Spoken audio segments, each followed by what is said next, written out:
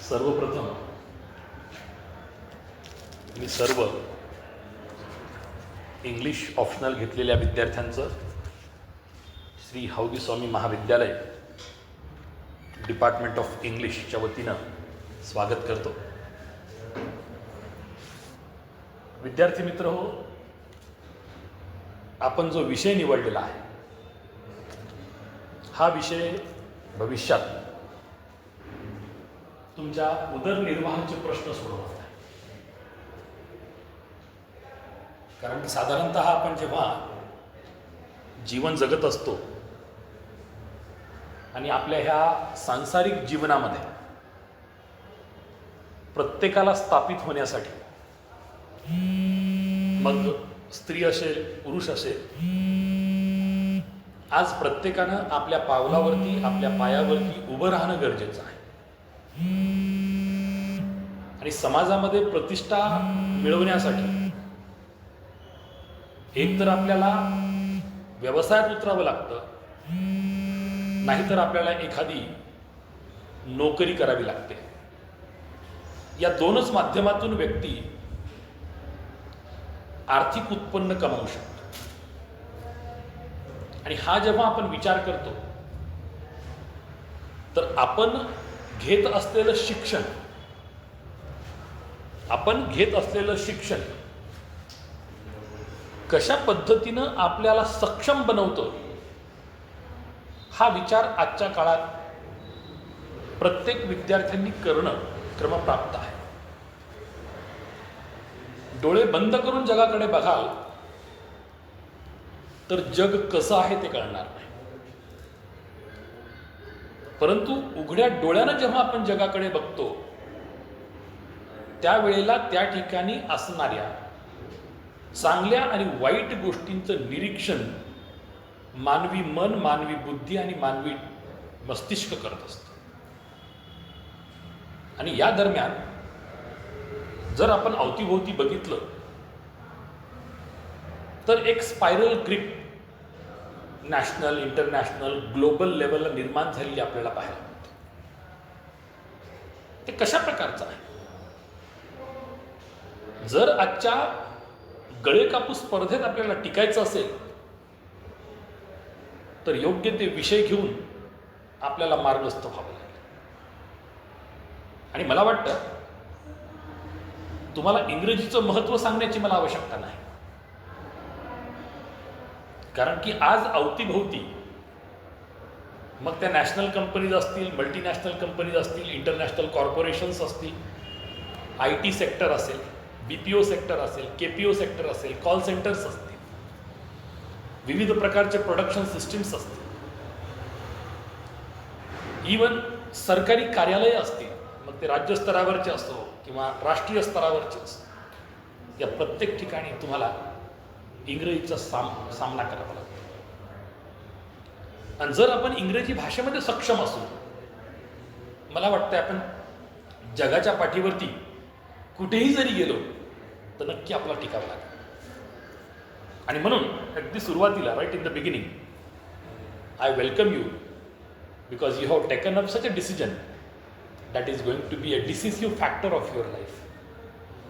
ज्या प्रकारचा निर्णय घेऊन तुम्ही हा विषय घेतलेला आहे की हा तुमच्या जीवनामध्ये एक डिसिसिव्ह फॅक्टर म्हणून काम करतो. जसं आज today English is the bread winner for me. माझ्या उदरनिर्वाहाचा प्रश्न कोणी सोडवलेला आहे? इंग्रजी भाषेनं सोडवलेला आहे.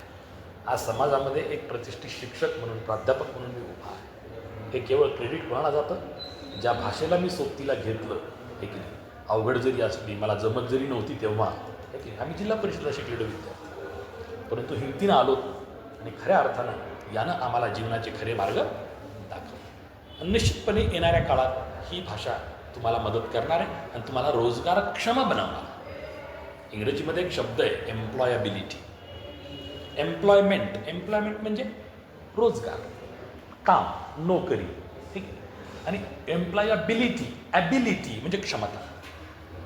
त्याला आपण मराठीमध्ये रोजगारक्षम म्हणजे रोजगारासाठी असणारी, आवश्यक असणारी क्षमता आपल्यात निर्माण करणं, त्याला आपण एम्प्लॉयबिलिटी अशा प्रकारचा शब्द. तर मित्र, आपण जी विषय या ठिकाणी घेतलेले आहात त्याचं थोडंसं स्वरूप मी तुम्हाला समजून सांगतो सुरुवातीला. Right in the beginning I should tell you what exactly you are going to learn and how you are going to learn all that. As far as English optional is concerned, you will study two different papers. Okay? You will study two different papers. Paper 1 that I'll teach you. Understanding literature. Paper कोणता आहे हा? Paper 1, right? थोडं bear करा आजच्या दिवस.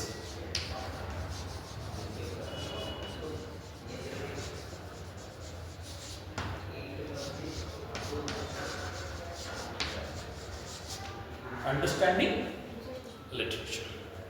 Understanding म्हणजे काय? Yes, एखादी गोष्ट समजून घेणे. आणि टू अंडरस्टँड म्हणजे समजणे किंवा समजून घेणे. ठीक. आता याला ING प्रत्यय लावून त्यांनी अशा प्रकारचं एक वर्डिंग तयार केलं. But the purpose is to understand literature. Because एखाद्या पेपरचं नाव टू अंडरस्टँड लिटरेचर होऊ शकत नाही, म्हणून त्यांनी त्याला काय केलंय, जिरण लावलंय, ING जिरण लावलंय. अंडरस्टँडिंग लिटरेचर म्हणजे कशा पद्धतीनं साहित्य किंवा वाङ्मय आपण समजून घ्यायचंय. पहिला शब्द कळाला, what is understanding? To understand means to perceive. To understand means to know what exactly you are going to know about, right? So here you are going to learn understanding literature. Now you try to focus on this word. What do you mean by literature? साहित्य. आपण याला मराठीमध्ये काय म्हणतो? दोन शब्द आहेत मराठीमध्ये. एक सर्वतोपरी आपल्याला माहीत असणारा शब्द म्हणजे साहित्य, आणि दुसरा आपण त्याला वाङ्मय आहे की नाही, वाङ्मय अशा प्रकारचा देखील शब्द प्रयोग करतो. ठीक आहे. नाव तुम्हाला सांगता येईल का, what do you mean bye literature? मराठीत सांगा, इंग्लिशमध्ये सांगा. साहित्य म्हणजे काय सांगता येईल का? What is literature?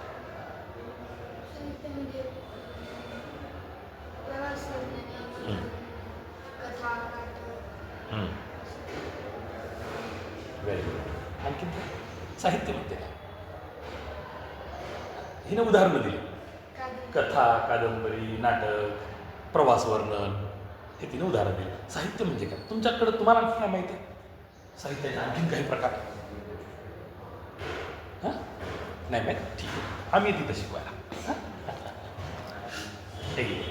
So here you are going to learn what is literature. If you refer to R.J. Rees, R.J. Rees is a noted author. R.J. Rees is a noted writer. Author हा थोडासा इंग्रजीतला मोठा शब्द आहे, तर त्याला छोटा शब्द कोणता आहे सामान्य? रायटर. रायटर आणि ऑथरमध्ये फरक आहे का? नाही. ठीक आहे. परंतु ऑथर म्हणजे काय? ज्याच्याकडे स्वतःकडे सृजनशीलता आहे आणि जो स्वतः साहित्याची निर्मिती करतो. पण रायटर हा शब्द छोटा आहे. कसा? समजा माझा हात मोडला आहे, मला परीक्षा द्यायची आहे, मी काय करतो? एक जणाला लेखक म्हणून बसवतो, मी उत्तर सांगतो, तो लिहितो, तो रायटर आहे. पण डोक्यातून कोणाच्या निघाले? अच्छा.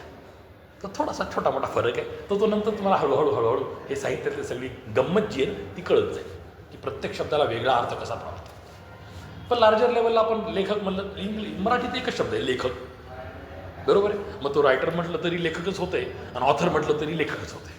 ठीक आहे. So here you try to understand. Mind it well, when you talk about the author like R.J. Rees, he defined literature in a very simple manner. अगदी सोप्या साध्या भाषेत त्यानं साहित्याची व्याख्या केली. तो काय म्हणतो? Literature is nothing but mirror to society. काय व्याख्या आहे? बघा, मी ती लिहित होती व्याख्या. Absolutely right. Literature is nothing but mirror to society. तर सांगतो तुम्हाला, मिरर ऑफ आणि मिरर टू या दोन्हीचे अर्थ सांगतो. लक्षात घ्या. When R.J. Rees is calling it means to literature, it is nothing but mirror to society. आता मला सांगा, साहित्य म्हणजे दुसरं तिसरं काही नसून समाजाचा आरसा आहे. ठीक आहे.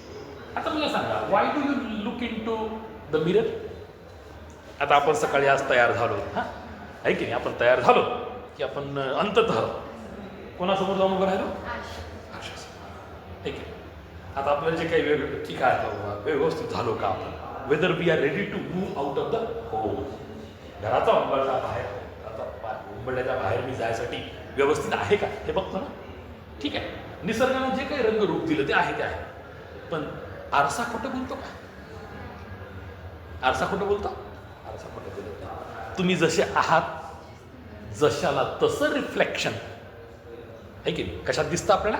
त्या काचावर दिसतं, त्या आरशामध्ये दिसतं. एका काचाला जो ट्रान्सपरंट आहे त्याला रेड ऑक्साईड लावलं आहे की नाही, आणि पारा आणि रेड ऑक्साईड लावलं की काय तयार होतो? आरसा तयार होतो. आपण विज्ञानाला शिकलो. So here when R J Rees is saying literature is nothing but mirror to society, म्हणजे काय? समाजात जे जे घडतं, जसं जसं घडतं त्याचं परावर्तन आपल्याला कुठं पाहायला मिळतं? साहित्यामध्ये. आणि म्हणून त्यानं जगाच्या पाठीवरची अगदी सगळ्यात सोपी व्याख्या साहित्याची कोणी केली आहे? आर.जे. रीस नावाच्या एका लेखकाने केलेली आहे. एका समीक्षकपणे, लेखकपणे त्याची अनेक पुस्तकं. मग मला सांगा, जेव्हा आपण साहित्य या शब्दाबद्दल बोलतो, लिटरेचरबद्दल बोलतो, खरं तर लिटरेचरचे ना प्रामुख्याने दोन प्रकार. Genres of literature. Genres of literature म्हणजे साहित्याचे प्रकार. सिम्पल, सोप्या भाषेत सांगायचं, टाईप्स ऑफ लिटरेचर. आता याच्यामध्ये जर तुम्ही पाहिला, सिम्पल आहे, एकदम सिम्पल आहे. ह्या गोष्टी तर तुम्ही ऐकलेल्या आहेत, मला सांगायची फार आवश्यकता आहे. काय दोन शब्द येते?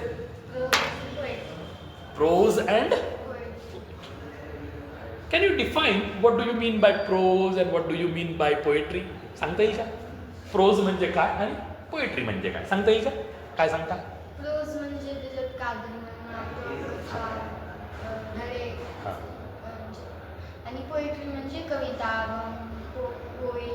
Very good. तुम्हाला काय सांगता येईल आणखी add on?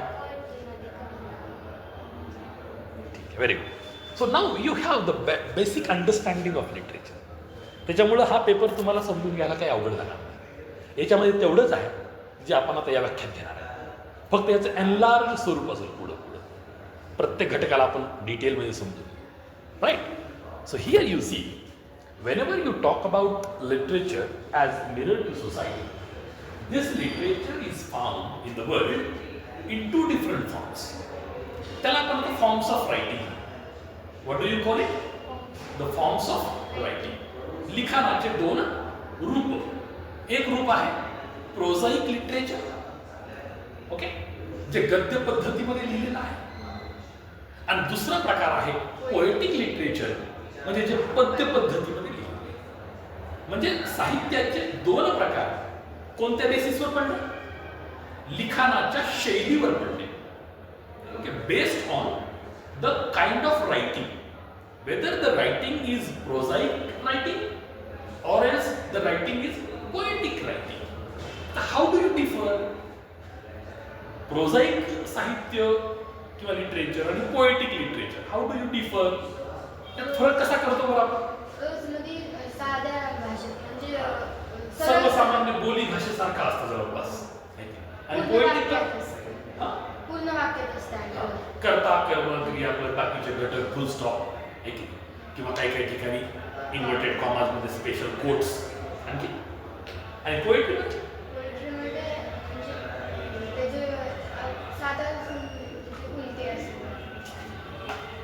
just try to understand this particular fact which is related to the forms of literature.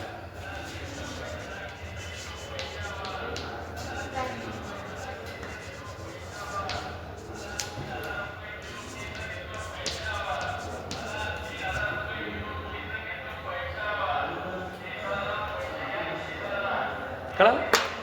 सगळ्यात महत्त्वाची गोष्ट ही आहे,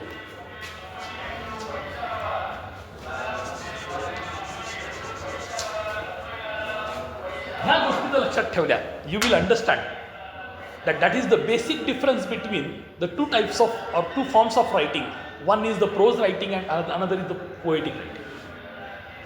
म्हणजे मूलतः ज्या वेळेला तुम्ही विचार करता की दोन प्रकारचे जे लिखाणाचे प्रकार आहेत साहित्याचे, एक तर गद्य लिखाण आणि पद्य लिखाण, यात मूळ फरक काय आहे?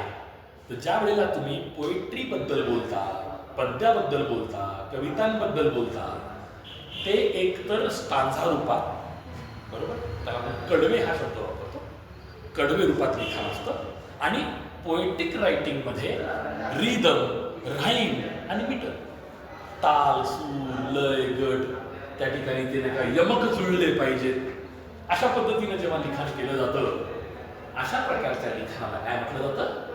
पोएटिक लिटरेचर किंवा पद्य लिखाण म्हटलं जातं. आणि नेमकं याचा अभाव कुठं असतो? याचा अभाव इथं असतो. अभाव म्हणजे काय? कमतरता.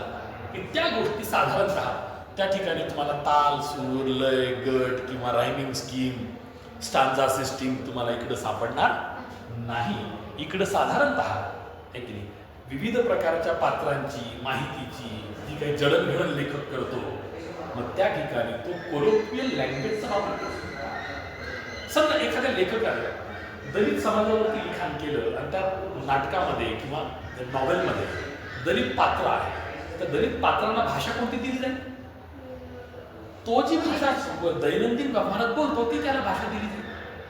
एखादी व्यक्ती जर शेतकरी आहे, शेतावरती काम करते, ग्रामीण भागात राहते, त्या पात्राच्या तोंडी भाषा कोणती दिली जाईल? लेखाच्या माध्यमातून खेडूत भाषा, ग्रामीण भाषा, रस्टिक लँग्वेज दिली. एखादा व्यक्ती सुद्धा बिझनेसमन आहे, हायली सोफिस्टिकेटेड आहे, खूप श्रीमंत आहे, शहरात मेट्रोपॉलिटन सिटीमध्ये राहतो, त्याच्या तोंडी भाषा कशी दिली जाईल? सोफिस्टिकेटेड, शुद्ध भाषा दिली जाईल. एखादं पात्र पुण्याचं आहे, एखादं पात्र कुठे पुण्याचं आहे, आणि त्या पात्राची आयडेंटिटीच आहे, तो पुण्यातच जन्मला आणि वाढला, त्याची मराठी आपल्या मराठीपेक्षा कशी असेल?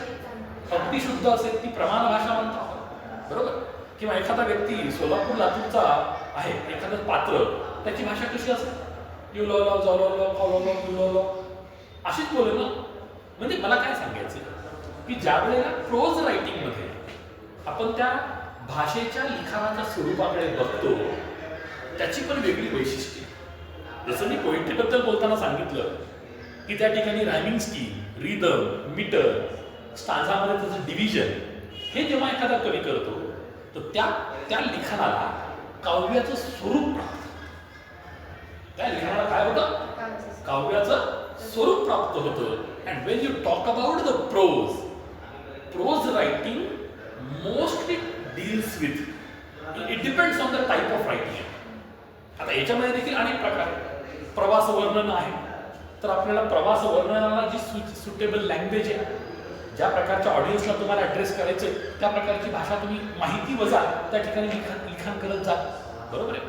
पण तुम्ही समजा एखादं नॉवेल लिहिलं, म्हणजे कादंबरी लिहिली, कादंबरीमध्ये वेगळे पात्र असतात, तर त्या पात्राला ती लँग्वेज तुम्हाला सुटेबल लँग्वेज त्या ठिकाणी द्यावी लागेल. जर तुम्ही समजा एखादं नाटक लिहिलं, नाटकात मला वेगळे पात्र असतात, म्हणजे डायलॉग्स बोलतात, संवाद सांगतात, बरोबर. तर त्या पात्राला त्याच्या एकंदरीत आयडेंटिटी प्रमाणे, म्हणजे तो कोणत्या क्लासचा, तो शिक्षित आहे का अशिक्षित, तो स्त्री आहे का पुरुष आहे, त्याचं एकंदरीत फॅमिली बॅकग्राऊंड कसं आहे, सोशल एन्व्हायरमेंट कसं आहे, त्याचा सगळा प्रभाव आपल्यावरती झालेला असतो, आपल्या भाषेवरती. मग तशाच प्रकारची भाषा कुणाला द्यावी लागेल? नाटकातल्या त्या पात्राला द्यावी लागेल.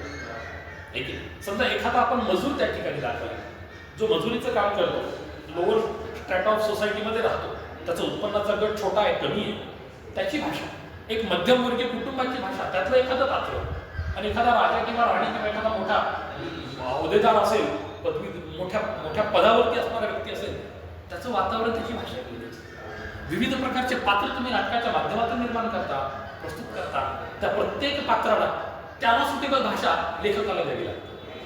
ही खरी कसरत कुणाची असते? लेखकाची असते, राईट. म्हणजे या ठिकाणी तुम्ही लक्षात घ्या, प्रोज लिटरेचर आणि पोएटिक लिटरेचरमध्ये हा फरक आहे.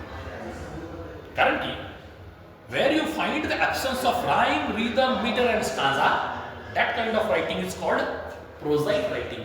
मग ह्या प्रोजमध्ये जर तुम्ही साधारणतः बघितलं ना, वेगळे प्रकार आहेत लिखाणाचे. तुम्ही म्हटलं आत्ताच की कुणी कादंबरी लिखाण करतं, कुणी नाटक लिखाण करतं, कुणी प्रवास वर्णन लिहितं, कुणी चरित्र लिहितं, कुणी आत्मचरित्र लिहितं, बरोबर, कुणी कथा लिहितं, लघुकथा असेल, दीर्घकथा, हे कथा असतात.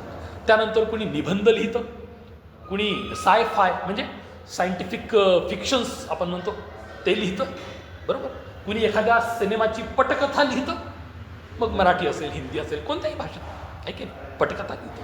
म्हणजे हे जे प्रकार आहेत ते कशाचे प्रकार? प्रोज लिटरेचरचे प्रकार. मग पोएटिक लिटरेचरचा विचार करत असताना पोएट्रीत पण अनेक प्रकार आहेत. पोएट्रीत देखील काय आहे? जसं आपल्याकडे सुनीत काव्य प्रकार आहे, 14 ओळीची कविता असते. त्यानंतर ओढ नावाचा काव्य प्रकार आहे. एखाद्या गोष्टीचं नॅरेटिव्ह वर्णन जेव्हा आपण करतो लांबलचक भाषेमध्ये, थोडंसं विस्तीर्ण कविता असते, लांब कविता असते, त्याला ओढ असा प्रकार आहे. बॅलन्स आहे. बॅलन्स म्हणजे काय? पोवाडा. पोवाडा एखाद्या व्यक्तीच्या कर्तृत्वावर आधारित असतो आणि त्याच्या पराक्रमाचं वर्णन आपण मराठीमध्ये पाहतो. शिवाजी महाराजांचे पोवाडे प्रसिद्ध, महाराणा प्रतापवरती पोवाडा लिहिला गेला आहे, किंवा ज्योतिबा फुलेंवरती पोवाडे लिहिले आहे. म्हणजे विविध व्यक्तींवरती त्यांच्या सामाजिक किंवा पराक्रमातून त्यांनी समाजावर जी छाप पाडली, तर त्याचं वर्णन हे कुठे केलेलं असतं? एखाद्या पोवाड्यामध्ये. त्यानंतर तुमच्याकडं फ्री व्हर्स. फ्री व्हर्स म्हणजे काय? मुक्त छंदाची कविता. म्हणजे त्या ठिकाणी कवीला राईम, रिदम, मीटर याची फार चिंता करायची गरज नाही, किंवा त्या ठिकाणी प्रत्येक ओळीच्या शेवटी ती रिदमिकल पॅटर्न जे आहे किंवा रायमिंग स्कीम आहे, ती रायमिंग स्कीम फॉलो करायची गरज नाही. त्यानंतर तुमच्याकडे एपिक नावाचा काव्य प्रकार आहे. एपिक म्हणजे काय? महाकाव्य. आता कोणती कोणती महाकाव्य तुम्हाला माहिती आहे? इंग्रजीतलं? इंग्रजीतलं महाकाव्य आहे द पॅराडाइज लॉस्ट. इंग्रजीतलं पहिलं प्रतिष्ठित महाकाव्य म्हणजे कोणतं? The paradise lost, written by John Milton. ठीक आहे. पण साधारणतः जर विचार केला तर अडसे असेल, इलियड असेल, द पॅराडाइज लॉस्ट असेल, द महाभारत असेल, द रामायण असेल, अशा प्रकारची महाकाव्य आपल्याला ज्ञात आहे. लक्षात ठेवा, मी तुम्हाला एक गोष्ट या ठिकाणी सांगू इच्छितो की when you talk about the prose and poetry, मला सांगू शकाल का विच कम फर्स्ट? लिखाणाला जेव्हा जगाच्या पाठीवर सुरुवात झाली असेल तर कोणत्या प्रकारचं साहित्य आधी आलं असं तुम्हाला वाटतं? प्रोज लिटरेचर आलं असेल का पोएटिक लिटरेचर आलं असेल? विचार करून सांगा. वास्तवात सांगायचं झालं तर पोएटिक लिटरेचर आधी आलेलं आहे. तुम्हाला एक उदाहरण सांगतो. साधारणतः जगाच्या पाठीवरती ज्या प्राचीन संस्कृती, ज्या प्राचीन कल्चर्स किंवा सिव्हिलायझेशन्स, मानवी सभ्यता आहे, ठीक आहे, त्या अतिप्राचीन मानवी सभ्यतांपैकी आपली एक सभ्यता आहे. बरोबर?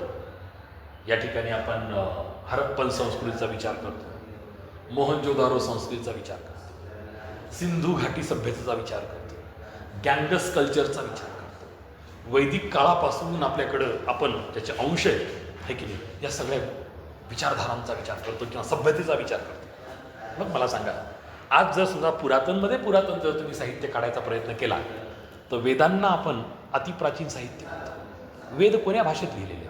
संस्कृतमध्ये. संस्कृतमध्ये लिहित असताना त्यांनी प्रोझाईक लिटरेचर लिहिलंय का पोएटिक लिटरेचर लिहिलंय? Poetic literature. ते नाही का दोन ओळीचे काय ते कपलेट्स असल्यासारख्या ते त्या समजा नाही का श्लोक आहेत ते सगळे. बरोबर? मग मला सांगा, त्याच्याही पुढे जा, थोडंसं पुढे या. जगाच्या पाठीवरल्या सगळ्यात जुन्या, सर्वात प्राचीन महाकाव्याचा आपण जेव्हा विचार करतो त्यावेळेला जगाच्या पाठीवर सर्वात प्राचीन रामायण आहे याची नोंद किंवा याचा उल्लेख आपण करत असतो. बरोबर? वाल्मिकी रामायण हे सर्वात प्राचीन म्हटलं गेलं.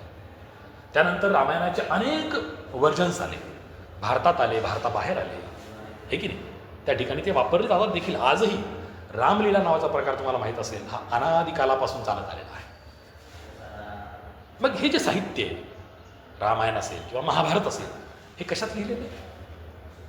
आपण जरी टी व्हीवरती बघताना डायलॉग रूपात पाहिलं, आपल्याला ते कसं वाटतं? प्रोझाईक नाटक वाटतं. म्हणजे प्रोज फॉर्ममध्ये लिहिलेलं, संवाद रूपात लिहिलेलं, सर्वसामान्य कोलोक्वियल लँग्वेजमध्ये लिहिलेलं, नाटक रूपात लिहिलेलं ते वाटतं, प्रोज वाटतं. पण तसं महाकाव्य कशाला म्हणता तुम्ही? महाकाव्य म्हणजे अशा प्रकारची एखादी खूप लांबलचक कविता ज्याच्यामध्ये कवी विविध पात्रांची निर्मिती करतो, प्रत्येकाला न्याय देत देत एका विशिष्ट विचाराला सुरुवातीपासून शेवटापर्यंत येतो, त्याला आपण महाकाव्य. तुम्हाला माहिती आहे महाभारतामध्ये किती पात्र आहेत अंदाज?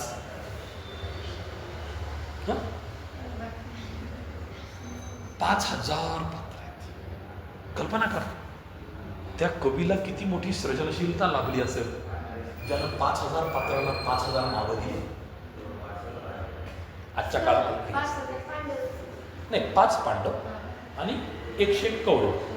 मला सांगा धृतराष्ट्र आणि गांधारी यांच्यासमोर किती मोठी समस्या असेल एवढ्या मुलांची नावं ठेवायची म्हणजे. आजच्या काळात एक नाव ठेवायला आजच्या पालकाला किंवा आई वडिलाला बाजारात जाऊन पुस्तक आणावं लागतंय, मुलाचं नाव काय ठेवू, मुलीचं नाव काय ठेवू. म्हणजे थोडंसं मला विनोद वाटेल पण हे सत्य आहे, हे सत्य आहे. तर तुम्ही त्या त्या महाकाव्य लिहिणाऱ्या कवीची सृजनशीलता लक्षात घ्या. त्यानं एवढे पात्र कसे निर्माण केले असतील आणि प्रत्येकाला न्याय दिलाय, हे विशेष. बरोबर. मग तसं त्याच्या मागचं म्हणजे आजपासून 10,000 12,000 वर्षापूर्वी लिखाण केलं गेलेलं कदाचित रामायण असेल. त्यात देखील आपण रामायणात एक मुख्य कथा पाहतो. काय आहे? प्रभू श्रीराम यांचं एक चरित्र, त्यांची सुविद्य पत्नी वडिलाच्या शब्दा खातर आणि आईने केलेल्या मागणी खातर, सावत्राईने केलेल्या मागणी खातर हा एक म्हणजे रॉयल फॅमिलीचा व्यक्ती जो राजपुत्र आहे, जो भविष्यात राजा होणार आहे, म्हणजे युवराज असणारा, तो कुठे जातो? वनवासात जातो. अनेक वर्ष त्या ठिकाणी काढतो. त्या दरम्यान त्यांच्याशी एक म्हणजे वाईट घटना घडते आणि रावण सीतेला पळून देतो. आता एकंदरीतच जर ही कथा पूर्ण बघितली, प्रोझाईक लिटरेचरमध्ये सांगायला हवं की मला 5 मिनिटं लागतील, कथा संपेल. परंतु वाल्मिकीने किती मोठा न्याय दिलाय त्याला. चांगलं काय, वाईट काय, योग्य काय, अयोग्य काय, हे की प्रत्येकाच्या सामाजिक मर्यादा काय, कौटुंबिक मर्यादा काय, कुणाच्या अभिलाषा काय, या सगळ्या प्रकारच्या प्रवृत्तींचं प्रगटीकरण विविध प्रकारच्या पात्राच्या माध्यमातून कवीने केलं, हे की. जर समजा आजच्या काळात त्याचं विश्लेषणच करायचं झालं, आजकाल तुम्ही फार एक प्रशब्द प्रयोग आहे आजच्या काळात. आजकालची पुरुष मंडळी काय, तर फक्त आपल्या बायकोच्या हातचं काय झालेलं पूर्ण कंट्रोल कुणाकडे आहे? पत्नीकडे. अशा प्रकारचा शब्द प्रयोग तुम्ही अनेक वेळेस मला ऐकला असेल. मी जेव्हा याचा विचार करतो मला वाटतं हे काय आजचं आहे का? सर्वात आधी who was controlled by a wife? कैकईनं कुणाला कंट्रोल केलं? कदाचित ही परंपरा तिथून सुरू झालेली नसेल, मला माहिती. मी माझी एक सामान्य सहज एक विनोद म्हणून कसं बरे मांडायचा प्रयत्न करा, पण हे वास्तविक सत्य आहे. जर समजा तुम्ही ह्याला इतिहास म्हटलं, कारण की ज्यावेळेला भारतीय ज्ञान परंपरेचा विचार तुम्ही करता, आपण जरी या ठिकाणी रामायण आणि महाभारत हे 2 महाकाव्य म्हणत असलं तरी परंतु भारतीय ज्ञान परंपरेमध्ये त्याला इतिहास म्हटलं गेलेलं आहे. लक्षात ठेवा, साहित्य आणि इतिहास फरक आहे. History demands proofs. इतिहास कशाची मागणी करतं? पुराव्यांची मागणी करतं. पुरावा सादर केला की त्याला इतिहास म्हटलं जातं. ज्या ठिकाणी पुरावा सादर होत नाही त्याला फक्त आख्यायिका म्हटलं जातं. रामायण ही आख्यायिका नाही, महाभारत ही आख्यायिका नाही. ठीक आहे. आजही समुद्र तळामध्ये गुजरातला काय सापडते? म्हणजे पाण्याखाली उठलेली द्वारका सापडते श्रीकृष्णाची. आजही जर आपण लंकेकडे गेलो, ज्याला आपण ॲडम्स ब्रिज म्हणतो, तुम्ही गुगलचा वापर करा, गुगल अर्थचा, आणि शोधा राम सेतू कुठं आहे. जेव्हा सिनेमा पण आलेला आहे अक्षय कुमारचा, पाण्याखाली जे काही बुडालेला आहे तो मार्ग आजही आपल्याला दिसतो. रामेश्वरमच्या मंदिरात तुम्ही जर गेलात तर त्या ठिकाणी ते दगड ठेवलेले आहेत, आजही ते दगड पाण्यावर तरंगतात. प्रत्यक्ष तुम्ही जाऊन अनुभव घेऊ शकता. बाहेर काढा, पुन्हा जोरात टाका, ते बुडणार नाही. यस. मग मला सांगा, जेव्हा विज्ञान देखील याला आता अप्रूव्ह करतंय, मग तुम्ही ह्याला आता आख्यायिका म्हणणार का इतिहास म्हणणार? इतिहास. ओके, म्हणजे अशा पद्धतीनं आजही ज्या ठिकाणी आता हे एवढं मोठं मंदिर उभं राहिलं आहे अयोध्येमध्ये, आहे की नाही, याच ठिकाणी रामाचा जन्म झाला अशा प्रकारची मान्यता होती. सुप्रीम कोर्टापर्यंत लढाई चालली, राईट, आणि अंततः न्याय भेटला आणि त्या ठिकाणी आज भलं मोठं भव्य मंदिर उभं होतं आहे. आणखीन डेव्हलपमेंटचं काम चाललं आहे. म्हणजे लक्षात घ्या की फक्त हा एक महाकाव्य म्हणून साहित्याचा प्रकार नाही आहे. भारतीय ज्ञान परंपरेमध्ये त्याला काय म्हटलं गेलं आहे? इतिहास म्हटलं गेलं. आणि इतिहास पुरावे दिल्याशिवाय मान्य करत नाही. आणि या ठिकाणी आपल्याला पुरावे सापडलेत म्हणून त्याला फक्त महाकाव्य म्हणून साहित्याचा प्रकार म्हणून सोडता येणार नाही, तर त्याला इतिहास म्हणूनच घ्यावा लागेल. पण तो इतिहास कशात लिहिला गेला? पोएटिक फॉर्ममध्ये लिहिला गेला. लिहिला फक्त कशात गेला? पोएटिक फॉर्ममध्ये. म्हणजे अशा पद्धतीनं ज्या वेळेला आपण साहित्याकडे बघतो तर साहित्याचे प्रामुख्याने किती प्रकार, किती फॉर्म्स ऑफ लिटरेचर? दोन. One is prose literature, another is poetic literature. Which came first? Poetry literature came first. म्हणजे जगाच्या पाठीवर तुम्ही सगळीकडेच बघा, तुमच्या एक गोष्ट लक्षात येईल की जास्तीत जास्त प्रमाणात फक्त भारतातच नव्हे, इवन भारताच्या बाहेर देखील अनेक ठिकाणी ज्या प्रकारचं साहित्य निर्माण झालं त्यात काव्य आधी आलं आणि नंतर जे प्रोझाईक फॉर्म्स ऑफ रायटिंग आहेत, मग ते एसे रायटिंग असेल, प्रवास वर्णनं असतील, प्रोज लिटरेचरमधले नाटकं असतील, कादंबरी तर एकदम लेटेस्ट फॉर्म आहे की कादंबरी तर लेटेस्ट फॉर्म आहे. तुम्ही जर समजा थोडंसं नाही का इतिहासामध्ये डोकावण्याचा प्रयत्न केला आहे की तर तुमच्या लक्षात येईल की पोएट्रीनंतर जर जो कोणता साहित्याचा प्रकार जगाच्या पाठीवरती प्रमोट झाला तो नाटक होता. तो काय होता? नाटक. जर समजा तुम्ही नाही का युरोपियन कॉन्टेक्स्टमध्ये जरी विचार केला आहे की नाही, ग्रीकमध्ये ऑलिम्पिक्स चालतात, आपण म्हणतो ऑलिम्पिक्स, त्या काळामध्ये हे मोठे मोठे स्टेडियम्स तयार झाले आहे की नाही. त्याच्याही पूर्वी जर तुम्ही थोडासा कानोसा घेतला तुमच्या लक्षात येईल की त्याही काळात लोक एका स्टेजवरती विविध प्रकारचे पात्र सादर करायचे. जेव्हा तुम्हाला मी ड्रामा शिकवेल त्यावेळेला पूर्ण इतिहास सांगेल की नाटकाची एकंदरीत उत्पत्ती कशी झालेली आहे की हे तुम्हाला शिकवेल. परंतु सध्या आपण सामान्यतः ह्याच्यावरती विचार करत आहोत व्हॉट इज लिटरेचर, साहित्य म्हणजे काय. तर मला वाटते की तुम्हाला जी आत्तापर्यंतची जी सामान्य माहिती होती साहित्याबद्दल थोडं तरी त्यात ॲडिशन झालं का, की when you look at literature what is literature. एक तुम्हाला सगळ्यात सोपी आज पहिली मी व्याख्या सांगितली, literature is nothing but mirror to society. R J. रिसच्या वक्तव्याप्रमाणे समाजाचा आरसा म्हणजे साहित्य. कारण की समाजात जे जे घडतं, ज्या प्रकारचे लोक असतात, ज्या प्रकारच्या प्रवृत्ती असतात, ज्या प्रकारचं एकंदरीतच नाही का पूर्ण सोशल सेटअप असतं, कल्चरल सेटअप असतं, सिव्हिलायझेशनल सेटअप असतं, रिलिजियस सेटअप असतं, हे सगळं कुठं परावर्तित होतं? साहित्यामध्ये परावर्तित होतं. आणि म्हणून त्या ठिकाणी आपण अशा प्रकारची ही जी सर्व म्हणजे जगप्रसिद्ध व्याख्या आहे ती आपण घेतो. परंतु जर प्राचीनतम साहित्याचा विचार जर केला तर प्राचीनतम साहित्य कोण्या रूपात लिहिलं गेलं? काव्य रूपात लिहिलं गेलं, पोएटिक फॉर्ममध्ये लिहिलं गेलं. मग मला सांगा व्हॉट इज पोएट्री. आपण हळूहळू सुरुवात करूया. व्हॉट इज पोएट्री, कविता म्हणजे काय सांगता येईल का?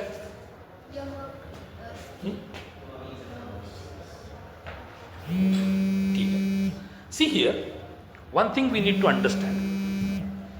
One thing we need to understand. Poetry is nothing but the spontaneous overflow of powerful feelings of a tranquil state of mind. What is poetry? Poetry is nothing but spontaneous overflow of powerful feelings in tranquil state of mind. अशा प्रकारची कवितेची एक व्याख्या केली. आता ही व्याख्या आणखीन एका जगाच्या पाठीवरच्या प्रसिद्ध अशा कवीची. तुम्ही कदाचित शाळेमध्ये कॉलेजमध्ये 12वी पर्यंत विल्यम वर्ड्सवर्थ हे नाव ऐकलं असेल. हे नाव ऐकलं का? विल्यम वर्ड्स हे नाव ऐकलं असेल. याला जगाच्या पाठीवरचा प्रसिद्ध असा निसर्ग कवी म्हणून आपण ओळखतो. What kind of writing he does?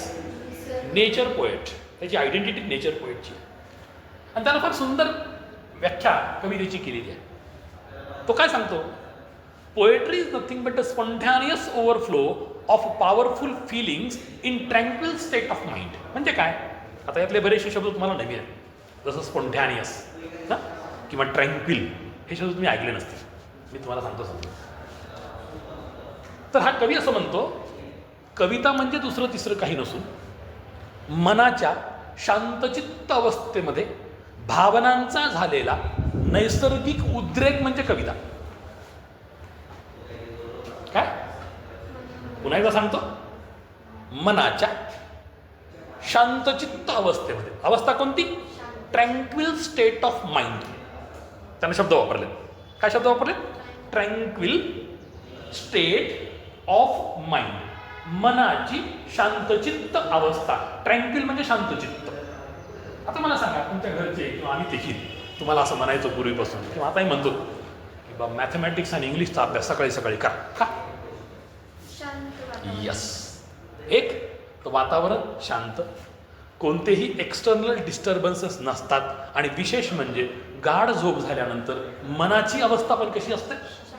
शांत. कुठल्याही विचारांचा गोंधळ मनात निर्माण झालेला नसतो.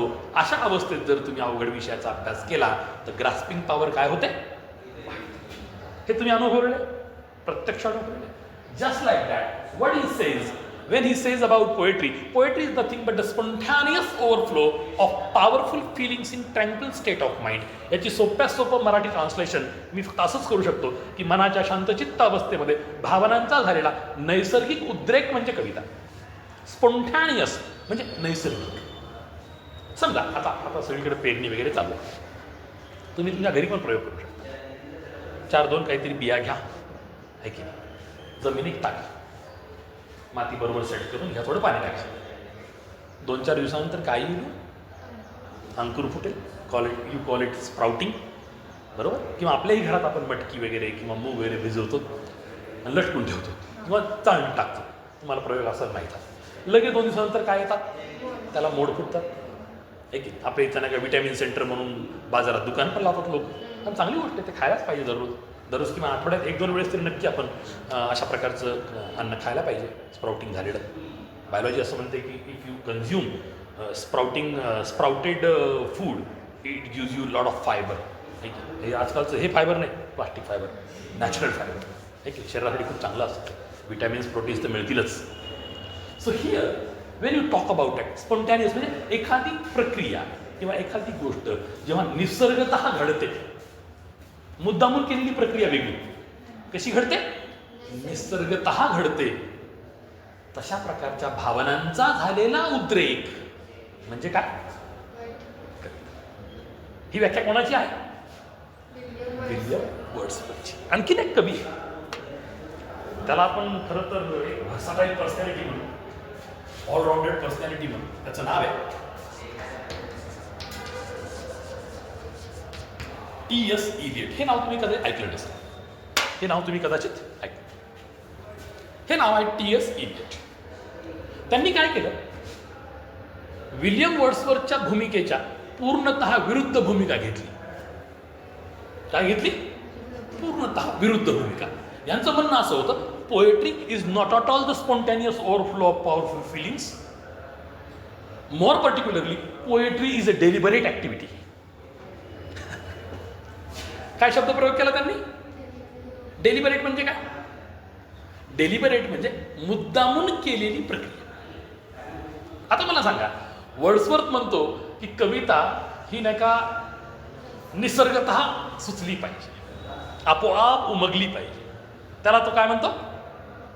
कविता म्हणतो. Spontaneous overflow of powerful feelings in tranquil state of mind. परंतु याच्या विरुद्ध कोण जातो विचारधारेमध्ये? T.S. इलियट जातो आणि तो म्हणतो की पोएट्री ही बिलकुल नैसर्गिक प्रक्रिया नाही, तर ती एक मुद्दामून केलेली प्रक्रिया आहे. If you happen to go to the library, happen to read several books of poems, or else you read some poems, you can write a poem. ही भूमिका कोणाची आहे? बरं, तुम्हाला कोणती मान्य आहे? आणि दुसरी? बरं ठीक आहे, आपण प्रयोग करून पाहू. ठीक आहे. साधारणतः असं म्हणतो आपण की जे जे जाणवतो रवी ते ते जाणवतो कवी. म्हणजे जगाच्या पाठीवर ज्या ज्या ठिकाणी सूर्याची किरणं पोहोचतात, म्हणजे सूर्याला सगळं माहिती आहे. एक तसंच कवीचं मन कुठं कुठं पोहोचू शकतं?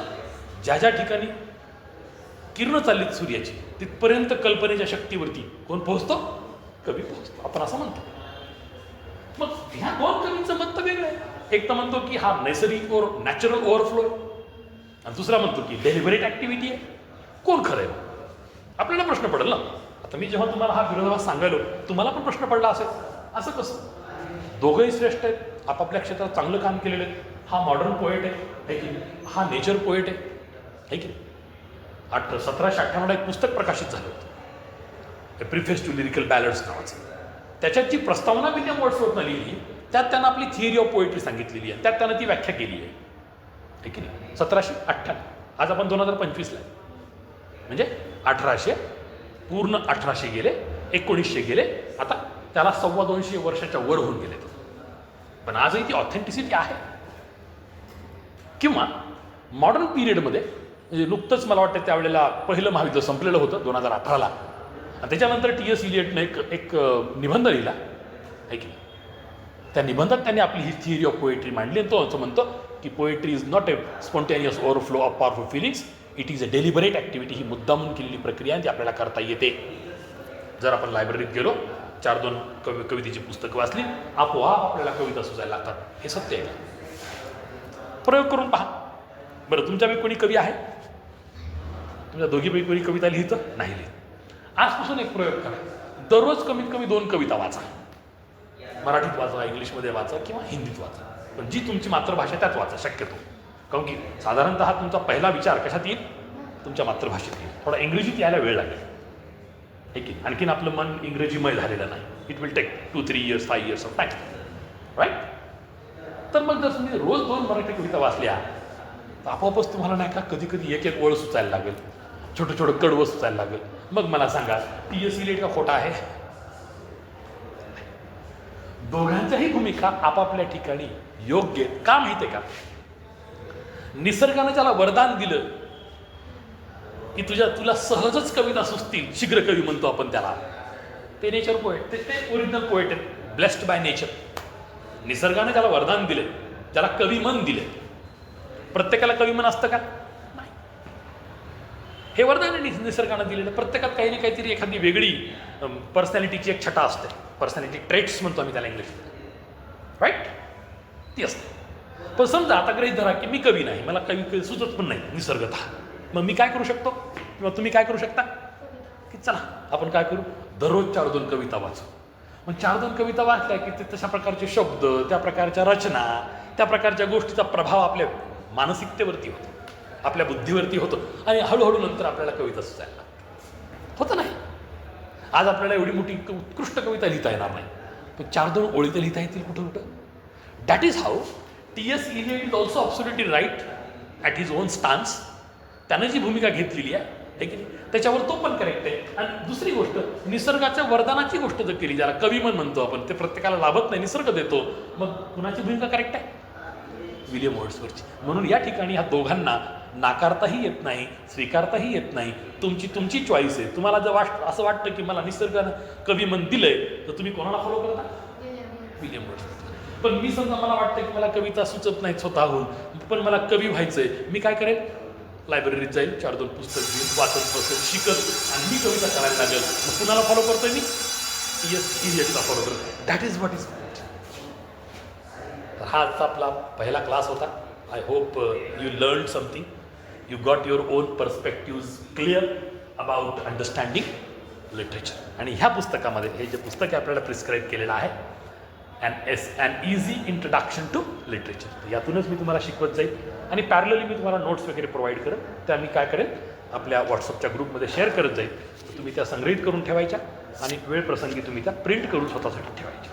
ठीक आहे, चालेल. या ठिकाणी आपण थांबायला काही हरकत नाही. So today you learn this particular concept called understanding literature in the very first hour. Thank you very much.